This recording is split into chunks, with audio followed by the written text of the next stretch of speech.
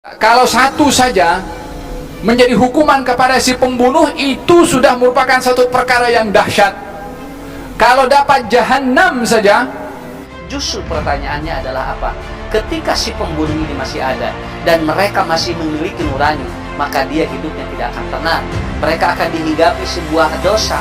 Mereka akan terus pada setiap hari akan terus bergelayut dalam pikirannya sesuatu dosa yang pernah dia lakukan. Bahkan orang-orang semacam ini, maaf, pernah dengar masuk surga tanpa hisab? Nah, orang-orang semacam ini masuk neraka tanpa hisab. Bahkan makhluk-makhluk yang di langit semuanya bersatu untuk membunuh seorang muslim, akan Allah masukkan semua dalam neraka jahanam tanpa alasan yang benar menurut syariat agama Allah.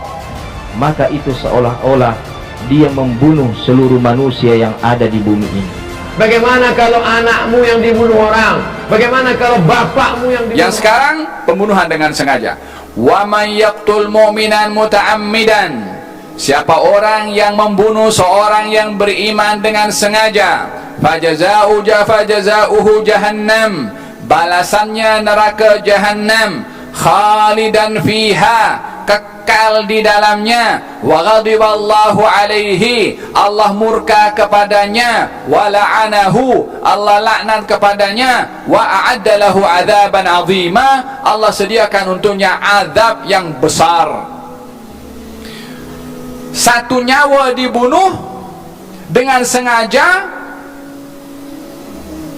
Allah subhanahu wa ta'ala, kalau satu saja menjadi hukuman kepada si pembunuh, itu sudah merupakan satu perkara yang dahsyat. Kalau dapat jahanam saja, itu sudah merupakan perkara yang amat dahsyat. Qal fil hadis, dalam hadis Nabi sallallahu alaihi wa alihi wasallam, orang yang dibunuh di dunia dengan sengaja, orang itu akan menuntut, akan bergantung kepada kaki atau tangan orang yang membunuh nanti di akhirat, sampai dia nak lepas. Orang yang dipegang itu nak lepaskan, tak boleh lepas sehingga haknya ditunaikan. Orang itu yang dibunuh akan memanggil kepada Allah, ya Allah, aku dibunuh oleh si fulan dan aku tuntut hak aku daripada orang ini. Bila mana ditanya kenapa kamu membunuh, dan didapati pembunuhannya adalah bukan dengan sebab yang dibenarkan, Allah campakkan si pembunuh ke neraka jahanam, nak jatuh ke dalam itu, nak sampai kepada dasar neraka 70 tahun untuk nak sampai. Belum nerakanya, hidupnya di dunia mungkin tak sampai 70 tahun. Pembunuhannya yang dilakukan setengah jam atau lebih, nak jatuh hukumannya nanti di akhirat, nak jatuh ke dalam neraka itu 70 tahun baru nak sampai ke bawah. Allahu alam, 70 tahun ikut kiraan di dunia atau 70 tahun ikut kiraan di akhirat.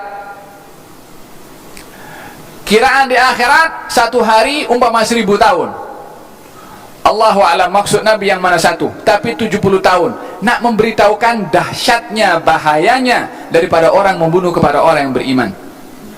Yang zaman kita sekarang, di surat kabar kita tengok yang kerat leher orang ke, yang potong orang ke, kadang bayi pun juga tak berdosa dibunuh, diletakkan di tong sampah. Ada imankah orang itu ketika berbuat begitu? Muslimkah orang itu? Harga sebuah nyawa sangatlah berharga, baik di hadapan manusia, begitupun di hadapan Allah subhanahu wa ta'ala. Karena sebuah proses akan menjadikannya manusia itu dari sebuah proses yang sangat lama, dan itu bukan dari kehendak manusia apakah dia itu jadi ataupun tidak. Banyak seseorang yang menginginkan kehadiran seorang anak, tetapi dia ternyata ditakdirkan tidak. Malahan ada orang yang sudah berusaha untuk melakukan sebuah rekayasa genetika untuk menghasilkan dan untuk melahirkan seorang anak, tetapi ternyata kalau seandainya itu tidak diizinkan oleh Allah subhanahu wa ta'ala, maka tidak akan lahir ke dunia ini seseorang yang diharapkan oleh dirinya. Di satu sisi ternyata banyak orang yang dia tidak menginginkan kehadiran seorang anak, tidak menghadirkan ataupun tidak menginginkan kehadiran seorang manusia, tetapi ternyata di luar dugaan logika manusia, ternyata Allah hadirkan dalam kehidupan mereka. Disinilah kenapa harga sebuah nyawa itu sangat mahal, yang tidak bisa ditembus dengan berbagai aspek kehidupan, dengan berbagai harta yang kita miliki. Makanya ketika Allah Subhanahu wa Ta'ala menyampaikan dalam Al-Quran, di antara dosa yang paling besar adalah apa? Anda menghilangkan nyawa seseorang dengan tidak jelas apa kesalahan mereka. Al-Quran ternyata sudah memberikan sinyal ribuan tahun yang lalu, ketika terjadi perdebatan apakah orang ini dibunuh ataupun siapa pembunuhnya. Al-Quran sudah mengatakan dalam Al-Quran, yaitu surat Al-Baqarah ayat 72. Allah Subhanahu wa Ta'ala berfirman, wa id qataltum nafsan fadara'tum fiha, dan ingatlah ketika kalian membunuh seseorang, fadara'tum fiha, kemudian kalian saling tuduh. Mereka menuduh ini, dan dihadapkan pada saat itu, karena tidak ada kejelasan siapa yang menuduh ataupun siapa yang membunuh orang ini. Yang ini mengklaim bahwa dia yang benar, yang ini mengklaim bahwa dia yang benar, ataupun paling mereka saling menyalahkan antara satu dan yang lainnya. Disinilah pemirsa yang dirahmati Allah Subhanahu wa Ta'ala, kejadian ribuan tahun yang lalu pada zaman Nabi Musa terungkap kembali pada saat ini. Tidak boleh main-main terhadap nyawa seseorang. Allah Subhanahu wa Ta'ala menyatakan lanjutan ayat Al-Baqarah ayat 72, wallahu mukhrijun ma kuntum taktumun, kata Allah Subhanahu wa Ta'ala. Dan Allah akan mengungkap semua apa yang kalian sembunyikan di alam dunia ini.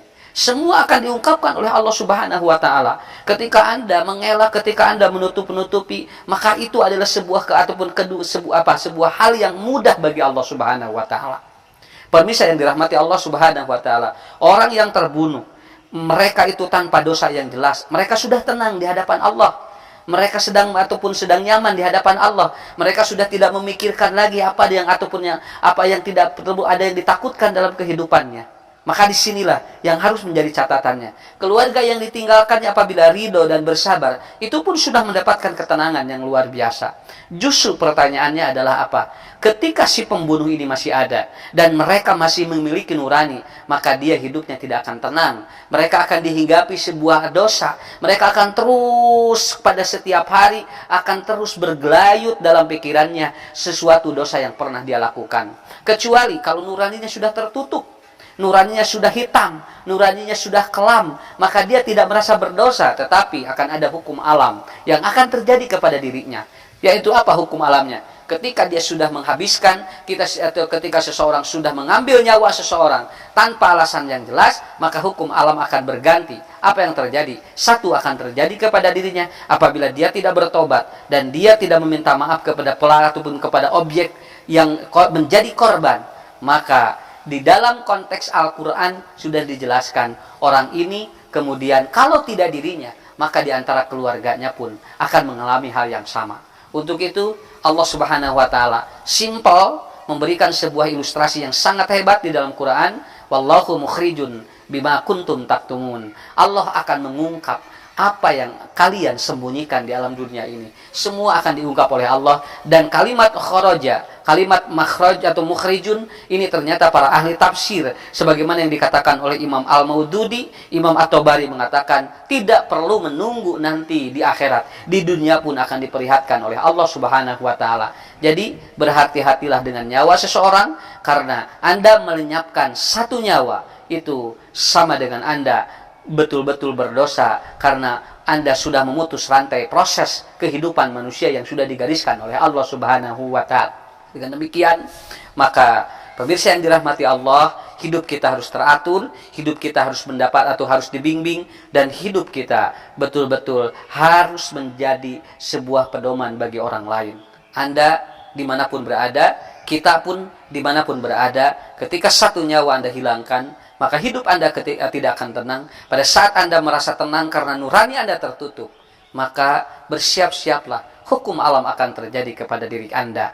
Maka minimal kalau tidak terjadi kepada diri Anda, maka itu akan terjadi kepada keluarga Anda. Baik itu orang tua Anda, baik itu istri Anda, ataupun anak cucu Anda. Maka tinggal menunggu sunatullah apabila kalian tidak bertobat dan tidak meminta maaf kepada korban. Demikian Apalagi membunuh orang-orang beriman itu ya, itu jelas kalimatnya langsung. Ya, Quran surah ke-4 An-Nisa ayat 93, posisi paling kanan di pertengahan. Hati-hati. Ya. Hati-hati, wa may yaqtul mu'minan muta'ammidan. Siapa yang sengaja merencanakan pembunuhan terhadap seorang beriman, satu saja nyawa orang beriman tumpah, fajaza'uhu jahannam. Maka tempatnya neraka jahannam orang itu. Wa ghadiballahu alaihi, Allah murka pada orang itu. Wa la'anahu, dan dilaknat oleh Allah. Wa a'adda lahu 'adzaban 'azima, dan disediakan siksa yang berlipat. Bahkan orang-orang semacam ini, maaf, pernah dengar masuk surga tanpa hisab? Nah, orang-orang semacam ini masuk neraka tanpa hisab. Ada di Quran surah 18 ayat 100 sampai 101, posisi paling kiri di pertengahan di atas. Hati-hati. Wa aradna jahannama yaumal qiyamah, wa aradna jahannama yauma idzin lil kafirina arba. Pada hari kiamat nanti kami akan tampilkan neraka jahannam sejelas-jelasnya pada orang ingkar, sejelas-jelasnya. Kalau dalam bahasa kita itu kan ada orang sibuk nanti memikirkan kitabnya, ada yang terima tangan kanan, ada yang di belakang punggungnya. Tiba-tiba ada orang-orang yang Allahu Akbar, kita di mana ya? Kita di mana nanti kitabnya? Allah sampaikan, wa aradna jahannama yauma idzil kafirina arba. Kamu gak usah banyak mikir ya, tempat kamu di sini neraka jahannam. Nanti langsung masuk aja ke situ. Langsung. Ya.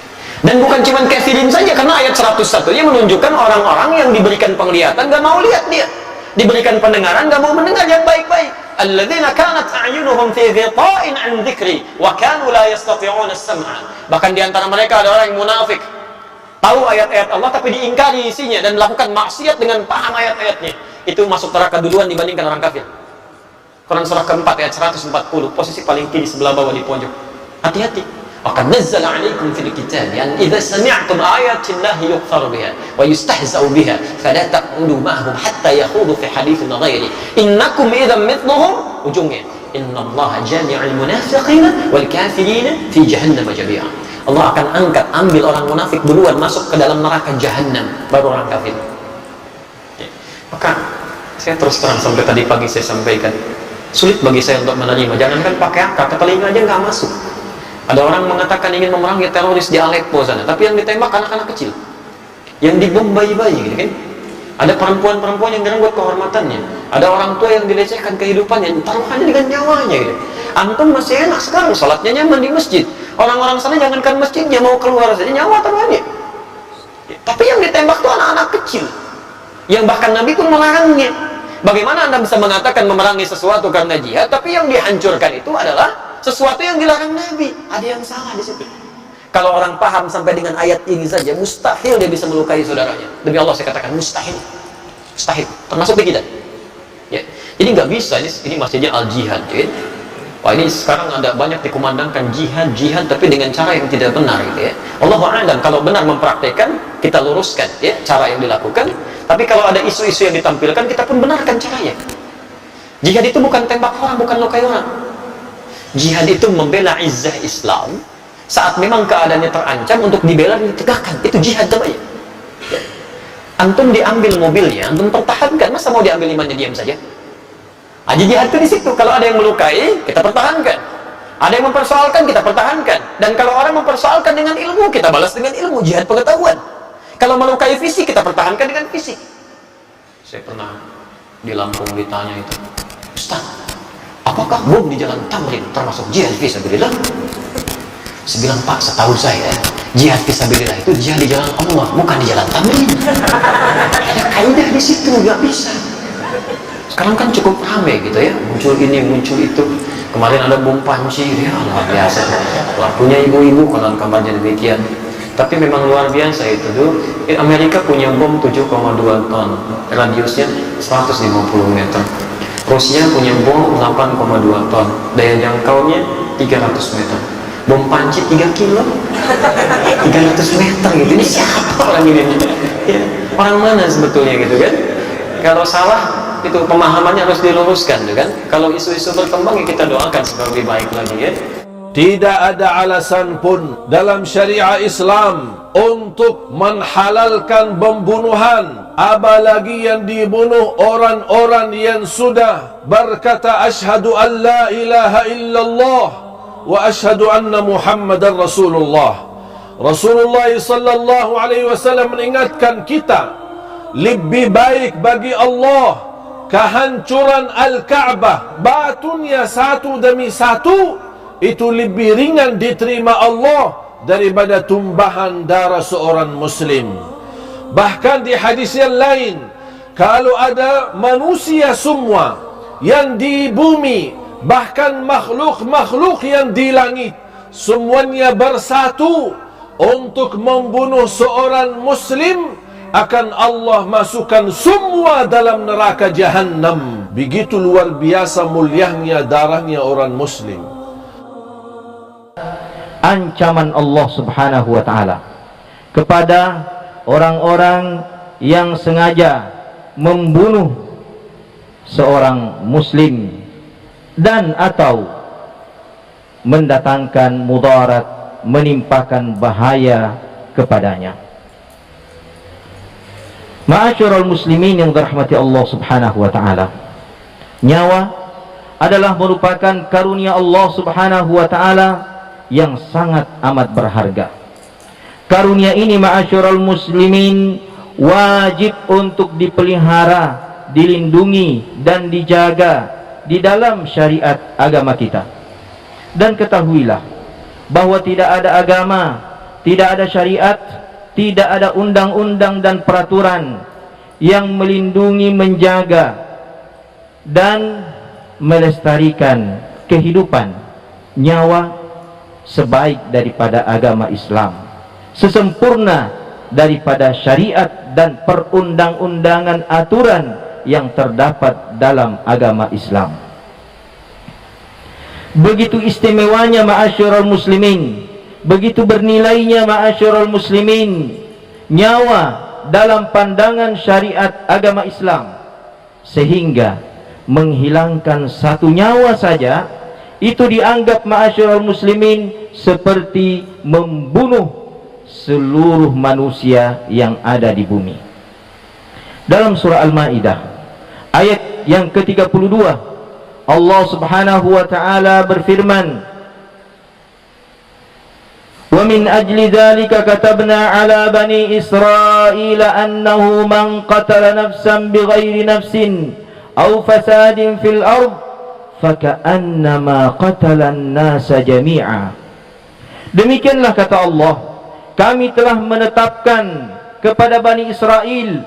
Ingat, ketetapan ini semenjak Bani Israel dahulu kala, bahwasanya siapa yang membunuh satu jiwa tanpa alasan yang benar menurut syariat agama Allah, maka itu seolah-olah dia membunuh seluruh manusia yang ada di bumi ini.